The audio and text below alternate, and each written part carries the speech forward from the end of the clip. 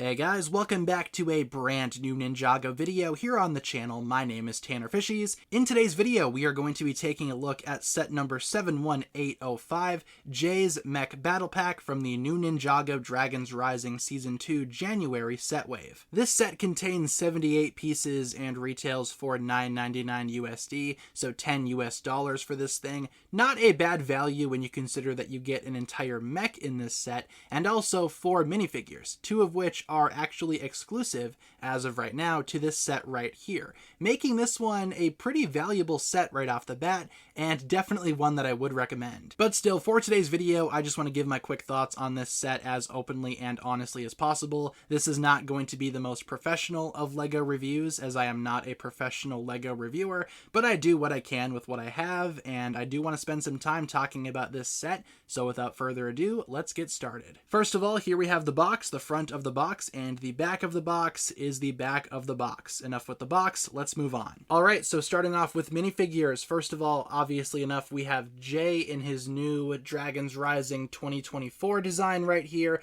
By this point, you've probably already seen a video from me talking about all of these new Dragons Rising Ninja individually, and as such, we will not be spending too much time on this guy in today's review since I've already talked about him. But I will say, unfortunately, this version of Jay does not include the gold shoulder pad that some other ninja have for this wave. Not sure why, maybe because he wouldn't be able to fit in the mech with it on.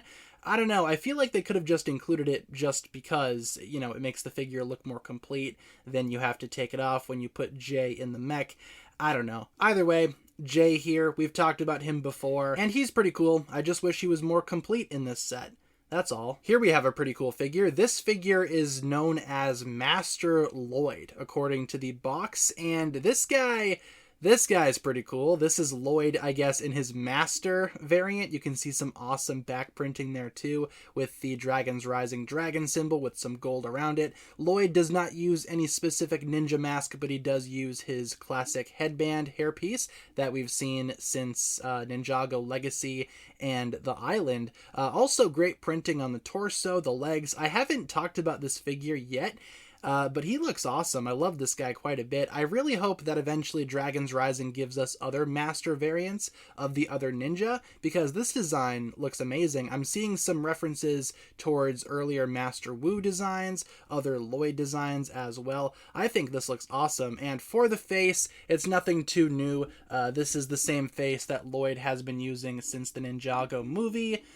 Same alternate expression as well. So nothing new in terms of the face or the headband hairpiece combo. But overall, this figure looks awesome. I love this Master Lloyd design. I wonder how it'll look in the show. If it'll look just like this, or maybe with some extra bells and whistles. I guess we will just have to wait and see. As of right now, as of this recording, this is my first time talking about these new wolf mask warriors physically. And I gotta say, this guy looks pretty cool. Again, according to the box, this guy is a wolf mask warrior, wolf mask claw warrior. My bad, since he's got the claws. Yes, the Wolverine claws. But still, these wolf guys, they're kind of cool, I guess. I do like that new mask piece, which is a mask. It's not like a wolf head. It's a mask. You can kind of see how it attaches to the back there. That is, of course, just all one mold. Awesome wolf symbol on the back, too.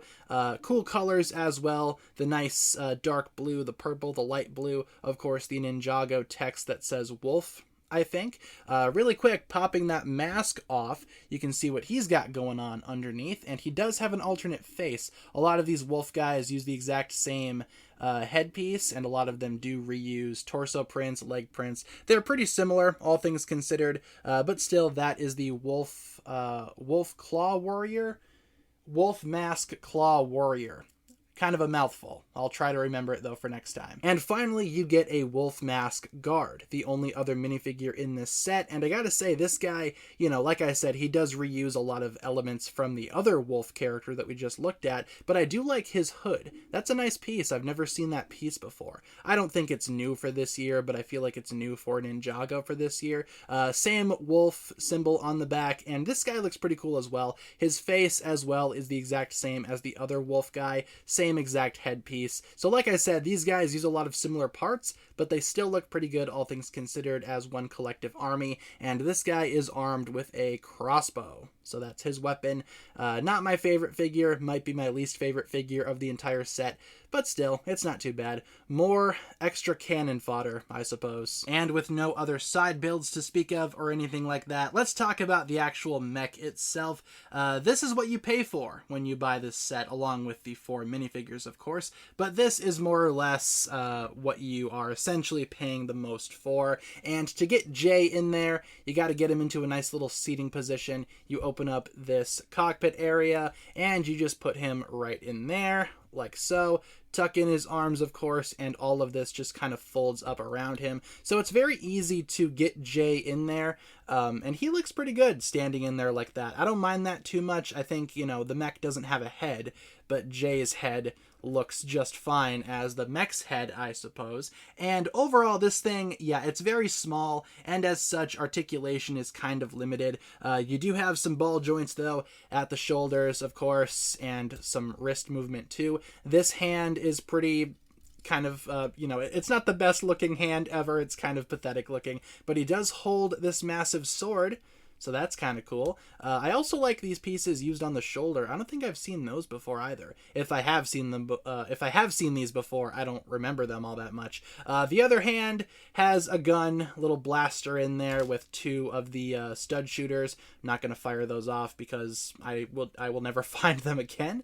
But yeah, that's about it for the arms. The legs, you know, they're kind of like the same deal. Ball joints at the hips and at the ankle. No knee, obviously, because there's no room for a knee. The feet are built rather nicely. Very sturdy feet right there. That ball joint is really tight on my copy for no reason whatsoever. Also, this thing has waist posability. There is a waist swivel. That's awesome. I'm not sure if this whole assembly up here, this whole cockpit piece has been used on other sets before. Again, I don't recognize it, but it just plugs into the bottom there using a Technic pin. There we go, and that's perfect. You get some awesome waist posability there. Honestly, not too bad. It has waist posability, so I guess that's better than nothing. No knees, though, like I said, because that's kind of impossible. Also, in terms of the back of the mech, not a whole lot going on back here either. There are swords clipped in right here. You can take those off and have the ninja, you know, use those as weapons if you want. I don't know. The back is kind of messy, but they do try to cover it up with this piece right there. I don't know. Overall, this thing is a small mech. Not sure what else people were expecting from this set. Also, that piece right there, that is a print, not a sticker. Looks pretty nice. Some of the other mechs use something similar. And speaking of its relation to other mechs, let's just move Jay's mech off to the side here, and let's bring in one of the other new Ninjago mechs for this wave. Here we have Cole's mech, which is significantly bigger. I have not done a review on this thing just yet, but that will come later. As you can see, Cole's mech kind of dwarfs Jay's mech there. Jay definitely got the short end of the stick, picked the short straw when it came time to draw for mechs, but still not too bad. I wonder if the mech swapping the part swapping gimmick would work. Let's try that quick. So for those that don't know, obviously these mechs have the ability to swap parts around, at least the 3 big ones do, but that's just done using this connection right here. It's kind of tight. There we go.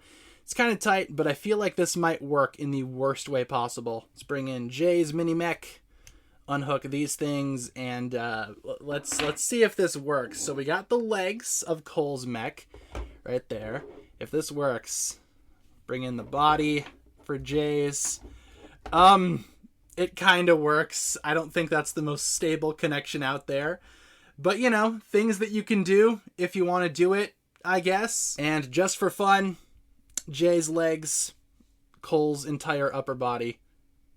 That is actually a sturdy connection. And that is something that you can do if you want. Don't know why you would do that. That looks pretty dumb. But things that you can do if you want to do it, I suppose.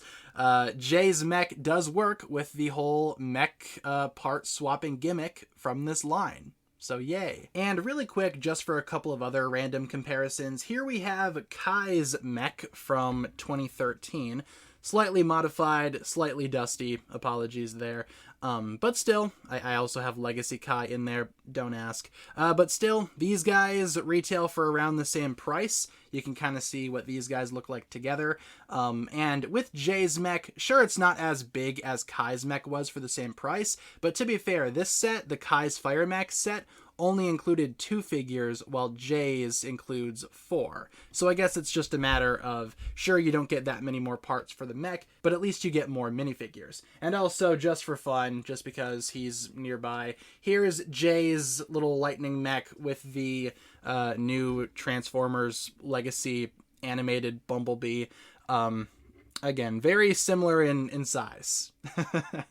They don't look half bad together. And really quick before we wrap up, here we have the instruction manual and the spare parts. Nothing really super crazy here. So to wrap up my thoughts on this set, what do I think about it? Well, for value, I feel like you are getting your $10 worth right here. Like I said, you not only get a mech, but you also get 4 minifigures, some pretty significant figures as well, including Jay, which I know a lot of people are going to want to add to their collection. Also, Master Lloyd is exclusive to this set as of right now. Very good figure. And you also have a couple of the Wolf Mask villains, so if anything, this is more or less a Dragons Rising Season 2 starter pack, but I feel like it's definitely worth it in terms of its value. Also, the fact that the mech can unofficially participate in the part swapping gimmick for this wave is just really funny to me. Of course, it's not going to be the most solid, nor is it going to look the best, but I do think it's funny that you can kind of make it work with the other mechs from this wave. And overall, I would recommend this set. I think it's definitely one that is valuable when you consider everything that you get in this set for the price. I feel like this is worth the asking price, so I would totally recommend buying this set and adding it to your Ninjago collection today. And with that being said, guys, that'll pretty much wrap it up for my thoughts here. Thank you so much for watching. Leave all of your thoughts down below, and thank you so much for watching. That'll pretty much wrap it up for my thoughts here. If you guys enjoyed this one, feel free to like and subscribe, do all that fun stuff, and I will talk to you guys again very, very soon. Peace.